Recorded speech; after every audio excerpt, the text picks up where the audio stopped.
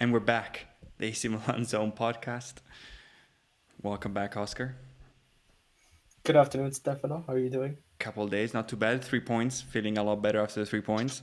Let's jump right into the game, I say. We were both right predicting the victory, of course, biased right. None of us got the score. We actually kept a clean sheet. Very surprising. Tell me just When was the quickly last what you time thought that about the happened? game overall, your thoughts and feelings. It was I think we made it more difficult than it could have been, but at the same time, I mean, Empoli didn't really press too too badly. I don't think we were necessarily in too much in danger of losing it or drawing it. I mean, obviously the one header, etc. We'll get into that later, but I think overall okay, not the greatest game to watch, but we had we had a bit of rotation. I think it's our only home game in the Serie A this month, stuff like that. I can't remember the last time we played at 3 o'clock on a Sunday. All these small factors, but overall happy to get the result, and those are the type of games um, that we need to win, like we did when we still play relatively poorly to get the 3 points. Yeah, absolutely agreed. I think if you were trying to place high in the league any year, these are the type of games that you need to walk away with 3 points. The clean sheet was nice. I think that we're able to score speaks about a lot about the quality of our players because I think that's where kind of the goals and the chances came from. Um, Kind of a really up and down game for me. I thought we were very good the first 15, 20, even like 25 minutes. I thought there was urgency. I thought we were moving the ball well, and then we kind of got tired. Didn't put a chances away, of course, which is has been sort of the theme of this season. Um, uh, and then got really tired. But we're thankfully during a lot of a moment able um, to find the goal and then keep a clean sheet. We should probably scored a few. They didn't have that many chances, but we know it's Serie A. A lot of this is what these type of teams like Empoli and bottom of the league teams play for, is the opportunity to keep it within one goal and then make the most of their chances. Thankfully, they didn't, but we walk away with 3 points. Very important. Um, let's start with then because there was a mix of kind of our best lineup, but some big names missing. Of course, Rafael being one of them. Who was your MVP from yesterday's game? It's hard to not give it to Pulisic. I think it could be between Okafor and Pulisic. Not that either of them were necessarily outstanding. I think we had a lot of mediocre players or individual performances, but I think I guess I'm going to give it to Pulisic just because he scored, created a few other chances. Yeah. Yeah, I think Pulisic has been just so strong for us, and just so consistent. He doesn't have necessarily the ability to change a game by himself like maybe a Leao does because of his explosiveness, but just so consistent for us and just always consistently does the right things at the right time. A little bit of a lucky goal, of course. The shot was kind of weak, and the keeper takes the deflection. Deflection will take it. I think those would be my first two names too. I loved Okafor. I think for me that would be my pick for MVP. Um, he showed yesterday a lot of willingness to attack 1-on-1, which is something we need desperately when Leao is not on the pitch, and created a lot of out of thin air. If there's one name though that we maybe didn't mention that I'll bring up, was Benacer. This is something that you and I talked about before the game, and we were talking about how important he is on the defensive side, but maybe not showing as much with the ball as we're used to seeing him, especially before his injury last year. I thought this game he was phenomenal. I'm quickly gonna put up for the audience a screenshot from the goal. Actually, I think his through ball to Okafor is nothing short of world class.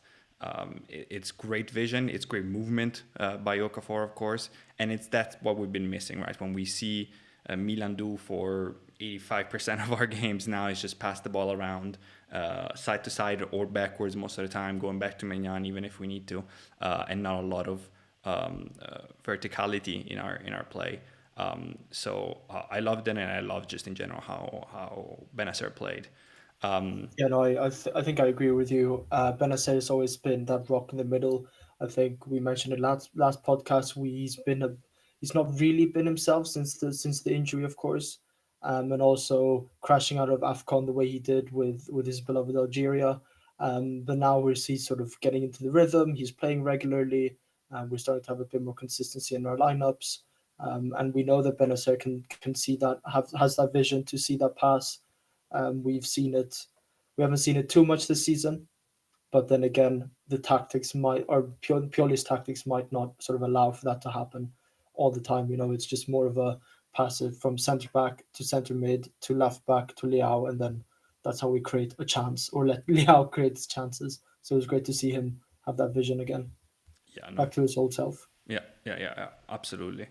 Um, Shout out to Swiss OV8 in the chat, letting us know that Christian Pulisic, Captain America, of course, has this game surpassed the total, his yearly total for goals and assists than his previous year, of course, but also it's been his best total in terms of numbers, of course, in his Wow, I wouldn't have career. expected it to be total ever. Yeah, yeah, I mean, yeah, yeah. I know he had his quite productive years in Dortmund before his move to Chelsea. But yeah, I think he was quite dreadful stats from last season. But then again, he played in a broken Chelsea, playing left wing, right wing, etc. I Right think wing back. this is his 10th right wing back. Yeah, 10th goal of the season in all competition, 8 in Serie A, which is great. It's not that he scored 4 of them in Coppa Italia or anything like Yeah. that, and also with 7 assists in all competitions. I think it's that right wing that was non-existent for a couple of years now for Milan. We love salad maker, we love Salemakers, for the banter, but it clearly shows that we're missing something on that right wing. Yeah, absolutely. And I think what's crazy to him to me is that the stats are quite good, the numbers are quite good, but I wouldn't say that most of his it's not really, I don't know how to say this. The stats don't really show all the work that he does. There's a few obviously standout moments, bangers. If you think even about his first few goals for us in Serie A, but just the work. I think against Empoli he showcased very good crossing, which is something that we miss in general. Yeah, And you can see kind of why Pioli just relies on him so much and tends to shy away from an option like Chukwueze. I think it makes sense. But if we look on the other side of the spectrum, at a few of the, let's say, worse, and I'll go first on this, I think there's a couple players that stand out, maybe three, but I think easily the worst player for me on the pitch was unfortunately Calabria. Calabria, of course, is a heavily contested uh, player amongst Milan fans in general. Because of he's just very up and down, up and down. There's a lot of teams and a lot of people, a lot of Milan fans that think that he's easily our worst player is, and should be the right back position. It should be the number one focus area for our team come summer. I don't I don't think I would go that far. That being said, he absolutely did have a shocker. I think just overall a lot of misplaced passes, a lot of covers that weren't good. I think on the goal, the goal that we almost conceded off the corner, where Destro then absolutely passes it to Magnan. Thankfully, I think he's the main person to look at. I'm gonna put it up for I'm not sure who he is marking. nobody. You can actually He see. sort of looks behind him and then thinks, but then there's Benacer there already covering the guy. Then prepare that's outside the box, sort of that's danger, not really a danger to anyone. Um, and yeah, I think I'm gonna have to agree with you on that one. He wasn't he wasn't great, but again, I mean, it's sort of the expectations, right? That we should, as Milan fans, probably align a bit better on with Calabria. I don't think we've ever claimed him to be world class. I don't think that's ever been on the cards. We haven't. Well, obviously, he's a Milan product, so it's not that we've splashed out a bunch of money for him and then he's sort of played below standard. But again, I think we might have to look at reinforcing the right back position purely because in games like this, it could have cost us. You know, Yeah, no, absolutely. In the corner, actually, it's you're absolutely right. If you look at the video, when the corner is being taken, he's actually not even looking at the ball because he's walking back in the box because he's realized that he's marking no one, and so he's looking for the person to mark. And then by the time he turns back around, he sees that the ball is coming in, it's already too late. I'm gonna quickly for our audience put it up a couple images of him just being absolutely lost, looking around, not even close to Destro, and then when Destro actually hits the ball, he's wide armed, looking at him, clearly realizing that that he's lost it. And then one last thing that I'm also going to show our audience is, of course, maybe less to blame him. He's not. He's obviously a right back and a small one, but that chance that he had to put us 2-0 in the 77th minute, header right close to goal, and he just absolutely skies it off of a beautiful cross. That puts the game away, gives us 15 minutes more of relax rather than absolutely shitting our pants as Milan fans tend to do towards the end of the game this season. Um, Unfortunately, again, I agree with you. I don't think he's a number one problem. I think in a system that works well, he's a good player. He's not a Teo Hernandez. I would love for him to be a Teo Hernandez, but he's not. He's not someone that's gonna hold up the whole defense by himself or create moments out of nowhere. But he's a solid role player in a system that works well. I think he shines in a system that's a little shaky at the back, like we've been all season. He's gonna get exposed. What about you? Who Yeah, do you thought was the you can't worst? you can't even go just quickly back to club. You can't Hmm. fault him for his efforts ever. And how Yeah. many times do we see him overloaded twice over? And you can sort of maybe perhaps blame the right winger. In this case, probably Pulisic. I saw it a few times against Empoli, but it's that transition play. We've had the ball for so much. All of a sudden, we see Calabria overloaded um, on their left on the opposition's left wing, and yeah, but then he has other games, when he pockets Kvaratskhelia quite easily. Hmm. But like you said, it is a lot of up and down, and I agree with him. I agree with you that he's not the biggest issue, and that in the system we play, he works quite well. Well, he does the job. Yeah. No. Totally agree. If my pick was Calabria, who was your worst player on the pitch? So I'm sort of torn. I mean, I guess I could agree with Calabria, but I think if we're gonna switch it up a bit, we're going to look at. I think we could look a bit at Jovic and even Reinders a bit, because I just didn't think Reinders got into the game at all. Really, I think it was unfortunate that he got that stupid yellow card. I don't think it's a. I mean, by definition, it's probably a yellow card, but I think the Empoli player does his best to fall over with minimal contact. So can't really blame him. And then he gets hooked in the second half. I think also thinking of that he might get a second yellow because the committed a foul just before halftime as well. Again, that was, I shouldn't say another yellow card, but they stack up. Jovic, he also didn't really get involved, but it's also difficult when Empoli had 10 or 11 players behind the ball, and all we do is, I guess, look for the wingers and then try to cross it in. I mean, Jovic is good with his head. He scored a few headers for us, I think. He's supposed to be this sort of all round type striker, but he just didn't get involved. Um, Again, is it down to Pioli asking the centre forward not to make too many runs, etc.? But he just didn't really get involved. And I think he summed up the game perfectly when I think it was um, Ruben Loftus-Cheek when he did a fantastic slide tackle, center of the pitch, gives it off to Jovic because Jovic happened to be right next to him, and Jovic sort of lazily half jogs with the ball with another Empoli player bearing down on him, and then that transition play is completely squandered. We've got nowhere else to go. We lose the ball when we finally had some sort of attacking edge to us there instead of just having to pass the ball around all the time with 11 of their players behind the ball. So I think that summed it up.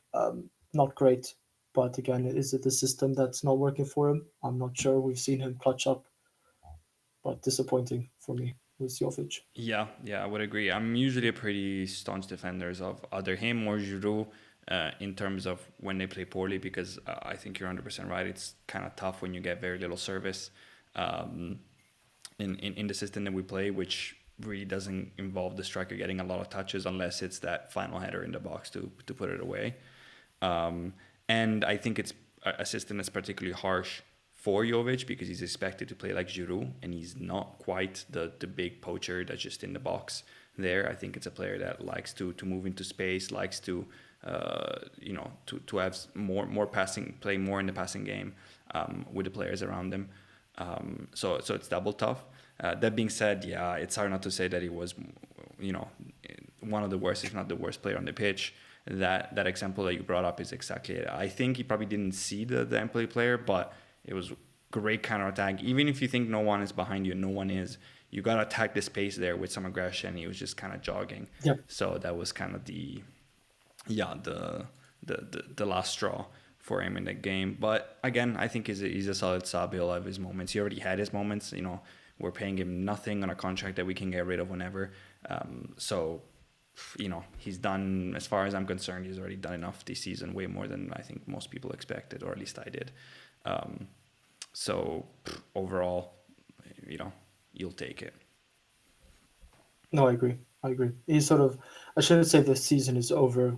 I don't want to jinx it, obviously, but aspirations to coming first isn't great. I mean, I think we should still look at perhaps getting a different type of striker, either as a backup to Giroud or either full on of starting 11 striker. But I wouldn't be too upset if we kept Jovic because I think he can be quite versatile. Yeah, no, absolutely. But overall, again, 3 points. I don't think there was moments in that game where we played very well.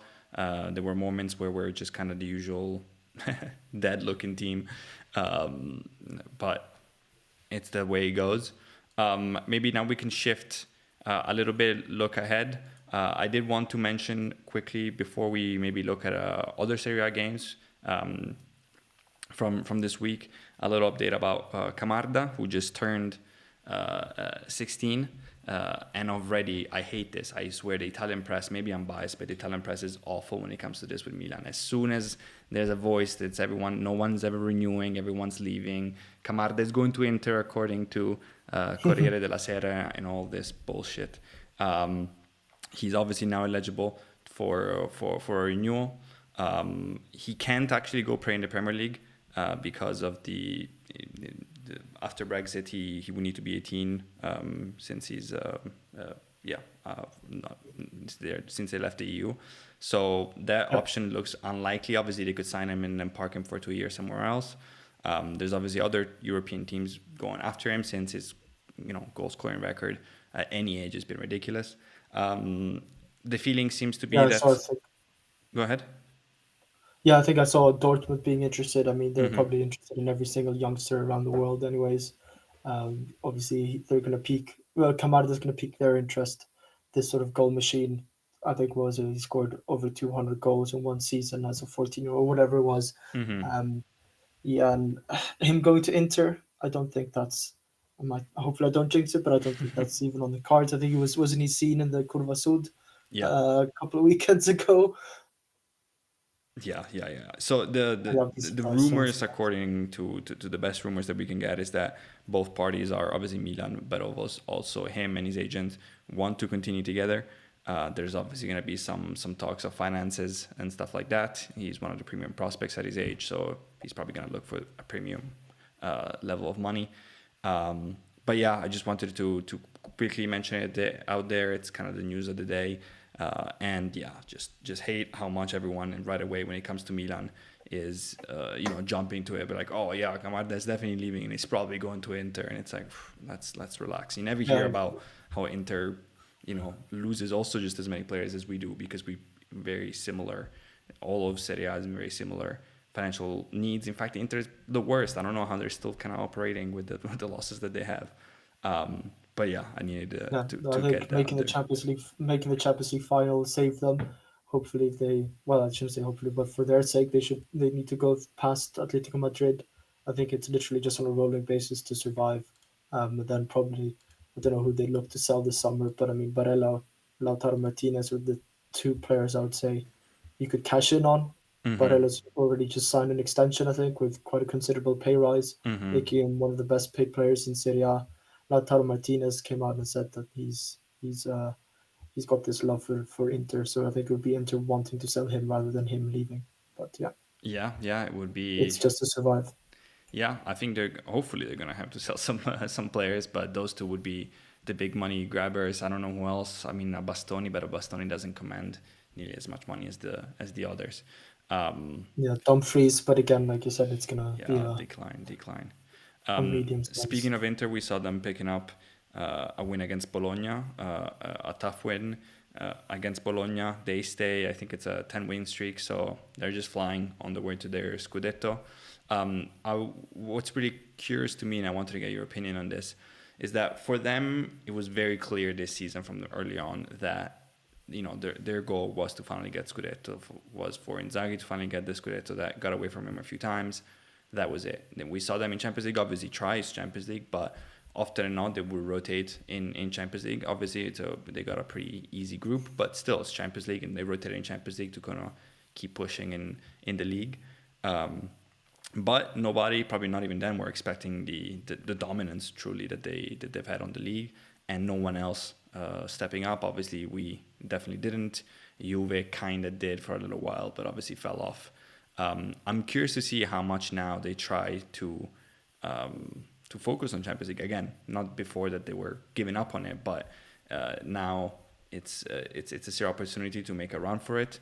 They're one of the best teams in Europe. I think it's very possible that they go through against Atletico now. We'll see in the next couple of Yeah. days, and then they will need to avoid maybe a Man City or even a Bayern. But Bayern even doesn't look as strong as they did. They look So so up. They look quite inconsistent. Was a 7-8-1 against was it Mainz on the weekend, mhm, but then they lost to Lazio 1-0 a few weeks ago. Weeks before that, obviously they beat Lazio, went through, but that was should have been a given anyways. yeah, Um, yeah, I mean Inter they've been quite Simone Inzaghi has been quite good with the rotation. I saw that Arnautovic is out for a month, if I'm not okay. mistaken, and their fullback, what's his name, Carlos, Carlos is Augusto, yeah. also a big, yeah, Carlos was a big doubt for the Atletico Madrid game. But they've had these players that come in and not played all the bunch, and then Mm-hmm. just been able to compete. Fratesi was a big money signing for them in the summer. He's I think he's on quite a few goals. He comes in or starts against a Lecce or whatever and absolutely dominates because the system works. But we'll see when they're sort of picking up these injuries. I can't remember if they've had all too many big injuries. Like for example, Benacer has been out injured for half a year almost. I think they've been quite lucky. So now that the games are coming thick and fast and becoming more important, we'll see them struggling hopefully a bit more in the league, and maybe we could get a derby win. That'd be great. But yeah, Yeah, they've it's been luck of the pretty draw who healthy. they Also get. because they've been willing to rotate and focus on the league. It'll be interesting to see if they do now see an opportunity to kind of not relax in the league, but not have to fight for every game as much as they needed to earlier, and go for Champions League if some of those injuries keep popping up. But yeah, it's kind of depressing. You said it right. Hopefully, we pick up a win in the derby. That's all we we can look up forward to is winning the derby. Hopefully, they don't win the derby, which obviously they've destroyed us Yeah, no, in I'm recent happy. years. I'm happy. It's in about a month and a bit.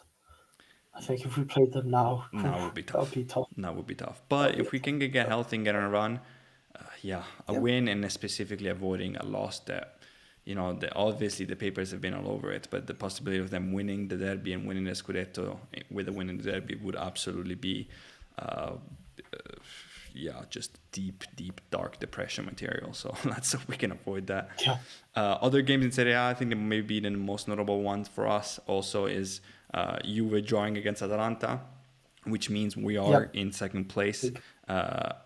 yet again. A fun game between the two. Juve actually played decent for once without Vlahovic, who was suspended, but Combiners putting on a little bit of a show and getting two. What do you think of the game? What do you think of Juve? And do you think we'll get to keep our second place until the end of the season? It's. I think that's a difficult one. Are we going to keep it? If we because if you look back at how many points we've had throughout the last 4 seasons with Pioli, I think we're only 1 point away from the Scudetto winning season in terms of point tally at this stage. And the fact that we're second, we're behind Inter with that many points. Just I mean, I guess hats off to Inter, but I think keeping the second place, I think we can purely because we haven't been playing great. I mean, neither has Juve. The beginning part of the season, and they've been in quite a tough stretch. The last 5 games, I think they only picked up 4 points or 5 points, something like that. That's not a Mm. great. That's not great for them. But now that we've got these injuries, now that we've got these healthier players, we've got Chao, Tomori, Kalulu. It was great to see Kalulu back. We've got a bit of rotation. Obviously, we're still in the Europa League. it'll be interesting to see how Pioli prioritizes. It looks like he's trying to do at this point in time a small rotation in the squads from game to game. I don't know if we have a really terrible run of games where it's sort of back to back to back of of tough games, but I think we'll be able to keep on that second place. Yeah, I think you will look weak sometimes. When they play, I think when they play well, it's a good team. It's kind of a very similar situation to Mourinho's Roma to me, where it was made out to be a terrible team that just couldn't play, needed to grind out results, and that's just not the truth. They have good players. They don't have a great team, of course, otherwise they'd be fighting for the Scudetto. But they have a very, very strong team that can play well. Their manager simply chooses not to half the time. But yeah, I think we should make sure we secure that second place. We had a few battles, obviously, this game week below us that ensured that we're still pretty far away from the fourth spot and the fifth spot, which Italy's looking likely like they could snag the fifth spot for Champions League next year. And speaking of Roma, then maybe the last big game that we can talk about was the Roma-Fiorentina game. I don't know if you got a chance to see the highlights, but I it only was saw a crazy. couple of highlights. Yep. Yeah, it was. I only saw a couple of highlights. Obviously, their last second goal almost, even though time had run out. Yeah, and what a hit from Yeah, Llorente. I mean, yeah, he tries to do that incredible. 100 times. He does not hit it that cleanly 99 of them. And obviously, Roma had missed a penalty. As Villar looks incredible. He's saved them a bunch of times this season already. Another thing that Mourinho brought in Rui Patricio was an absolute shocker of a goalkeeper. And was so stubborn to keep playing him. Yeah, for literally no reason. Crazy. Fiorentina kind of throws it away. They have this season, they've done that a lot. I like Italiano a lot as a manager, but he's kind of keeps falling on the same issues too often. Obviously, I still think he's maximizing his Fiorentina squad, which isn't often great Yes, I and think. sells a lot of players. But yeah, and then maybe the last thing we can talk about Serie A before we move on to the our predictions and kind of analysis for Europa League coming up this week was just Italy being Italy and craziness. We saw D'Aversa, Lecce's coach, being sent sent off originally, but headbutting a player, headbutting Henry, and now, Yeah, as of this that morning, was being crazy. released. Yeah, no, I mean it's I don't I mean it's not the biggest of headbutts, of course. It's not like he breaks a guy's skull. Yeah, he didn't What's his name? Zidane him The full on. striker. No, but obviously he shouldn't be doing that. And if I was Lecce, don't blame them for letting go of a character like that. I mean any headbutt is unnecessary. But if it's a coach doing it on a player as well, it's not a coach on coach situation. It's not the Conte and Tuchel handshake where they had a bit of a rough up, or the shouting matches between Klopp and whoever. It's typical Serie A, and I think I'm kind of happy it's gone to that place because Serie A was in quite a bit of a dark spot. I think for I mean this isn't great spotlight, a manager going up to headbutt, but it makes headlines and nobody was injured. It's that craziness of a Lecce team, for example, against Verona, sort of a nothing match. Well, they need all the points they can get, both That's true. teams, but it's not just the Inters, Milans, Juventus, Napoli's, Roma's making the headlines. Um, yeah, it's good that there's emotion. I think football can be quite emotionless sometimes, Yeah, true. but I don't blame Lecce for letting go of their manager after that. Yeah, hard to blame him. It does kind of directly correlates to us as well because, of course, in the whole mess and fight that happened that occurred after that, Henry did get sent off at the right red for Verona, and we're obviously playing Verona next in the league, so he's going to be suspended for us. So, shout out D'Aversa for running your own career in headbutting players, but, hopefully it gives us a little bit of an advantage. Yeah, yeah, oh, yeah. But then before, obviously, we do play Verona, as we just mentioned, we're going to play at 6 o'clock or 6:45. I'm still not used to the Europa League times. This Thursday, the return leg, I have it up on the screen against Slavia Praga in Prague. 4-2, a game that was sort of controversial in terms of us getting the results, but really playing pretty poor football at times.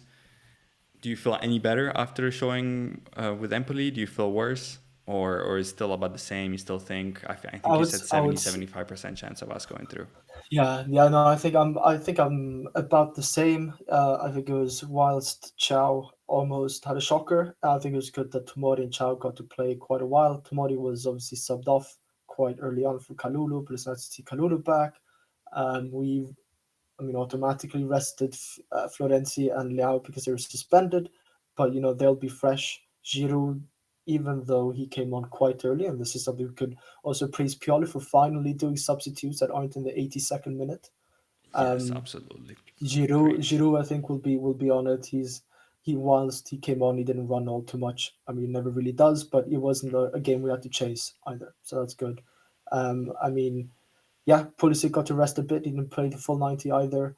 I don't think we'll see Rangers starting. I don't know if you want to do a bit of a starting 11 prediction, but I don't think Rangers will be starting. I think we'll be seeing Benacer, Ruben Loftus-Cheek, and Adli. Obviously, Adli played a few minutes. I think it was towards the end. Um, but I think I would stick to my prediction from last podcast. Stick around the 75%. Anything can happen. It is a Europa League game. It's away. It's in Prague. You know, these Czech, Polish, and Romanian teams, they have a great fan base. I think it'll be difficult, but yeah, I think we'll do all right.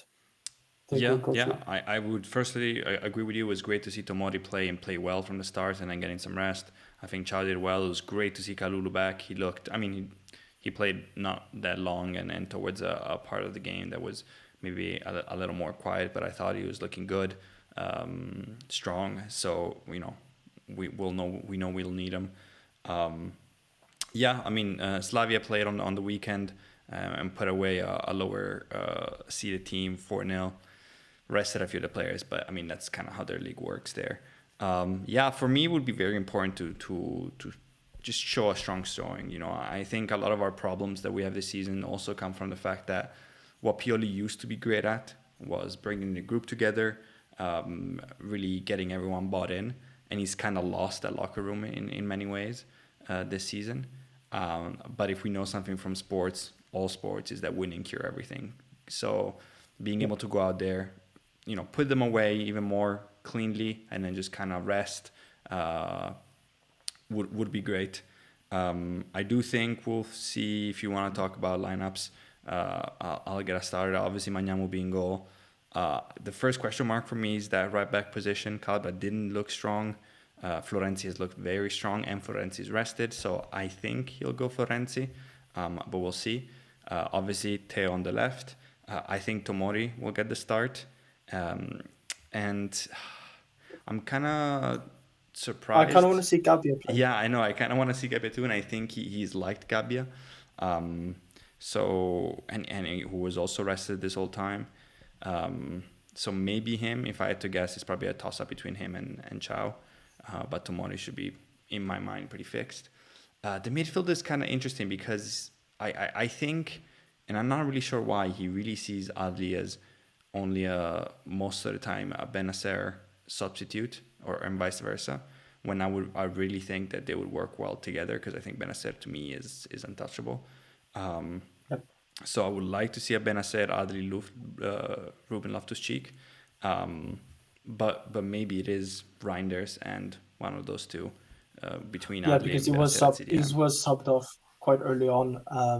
I think it was a mix of maybe resting him Mm-hmm. for the game against Slavia Prague, and also probably because he had a yellow card. And if we went down to 10 men there, Yeah, with Cambiaghi's diving constantly, then it would have been difficult. So it true. was a mix. So I would love to see that those three midfielders you just mentioned with with Benacer, Adli, Ruben Loftus-Cheek. But yeah, I think because Rangers was subbed off, I could see him starting ahead of Ruben Loftus-Cheek, who played the full 90 as well. Yeah. At some point, it would be great to see actually Ruben Loftus-Cheek get a rest, and especially get a midfielder, which I think during Empoli we did a little bit better of having the two midfielders that are in the CDMs to be sort of in between the midfield and the striker, rather than Ruben Loftus-Cheek literally sitting next to Jovic, which sometimes he did, but less, I thought, against Empoli, and I thought it showed we were a little bit more fluid. Um, yeah, and then I think obviously up top, we know what he's gonna do. It's gonna be Leao, it's gonna be Giroud, it's gonna be Pulisic. I think if we, even if we're 0-0 pretty early on, as long as we're not losing, I could see Chuk getting more minutes rather than the last 15 minutes. Could get a decent run, maybe around half an hour or so. I could see Musa getting a run, who came in, I think eager to show that he wants to play. I think Pioli is completely clueless about where to put him. We've seen him at right Yeah. wing back. We've seen him at technically CDM this weekend, but he was also all over the place. I would love to see him, in fact, in that Ruben Loftus-Cheek role where he can come back and help defend and bring that hustle that he does, but also take the ball in midfield and progress it forward, which I think is one of his strongest skills. He's got that technical ability. I think we saw him turn quite a few times when he was under pressure in sort of just outside our box, and was able to find the space. Now we're playing against Empoli. It's not the greatest. It's not the greatest opposition, of course, but he came on and did well. Like you said, showed hunger, showed that bit of passion as well, and he seems to be a running machine as well. Yeah, and honestly, pretty good dribbling. So needs to improve his maybe this decision making, especially maybe in the last third. But I'm like him a lot, and I'm a little bit worried about sometimes how Pioli uses him, because he doesn't seem to make the most of him, or just kind of throws him around like he used to, like we used to play with Borini, who used to just play any position on the pitch possible. Oh Shout out man, to you have to Zoe. bring Musa him up. drives the ball very well. He does. I think that's what we need to use him more of. He's a big ball driver. He's a big ball driver. So are you. So are you. So if we can expose ourselves, pun intended, a little bit, and go on a score prediction before we sign off for the Slavia Prague game, which is difficult because you guess Milan win, but obviously with 4-2 we can afford to draw, or play like a draw as a win. So it's kind of tough to guess. But what do you think? I'm gonna go with a draw. I'm gonna go 2-2 because I was 75% sure of going through, but I think a 2-2 seems. I think they'll be chasing the game. Obviously, they need to score as many goals as they can, but I think a 2-2. We'll see. I think we'll see one of those typical games where we'll just have a moment of brightness from Teo or Leao or even Pulisic just to get a goal where we didn't really perhaps deserve it. Um, and then they'll run out of steam eventually. Hopefully, Tomori, Gabia, whoever is at the back holds it together. So I want to say a 2-2 draw. Yeah, fair. I think actually there's gonna be a little bit of a defensive stance by us, which is rare. But I think in the first game we're really kind of eager to put goals away on them, because we were at home, because we were favored, and because they got that early red card. I think against Empoli we got the clean sheet, and I think it's gonna be quite a focus for us to not concede. And then I think once they start chasing the game, which they'll have to do, since they obviously are 2 goals behind in aggregate, we can get some counterattacks where hopefully Leao thrives, hopefully Pulisic, Chukwueze, Okafor, or whoever comes off the bench thrives. But I think we'll keep the very rare clean sheet, and I'll give us a 2-0 Ooh, victory. I like it. Easy. That's really expressing Leao puts yourself. one away, and then I said Chuk was going to score in the weekend. He almost did, to be fair, at the end. He also wasted a few Yeah, chances, he had a but good at the shot. end, Yeah, he um, messed up a few times. he will score along with Rafa Leao. Then that's it. We'll go live again after, probably we play Thursday. We'll probably try Saturday or something like that, um, and talk about that game, and look forward to Verona, which is next. And that's it. Thank you for joining us. Since you're joining us, and thank you for joining me, Ozzy. Nice to talk to you as per. I'll see you on the weekend. See ya.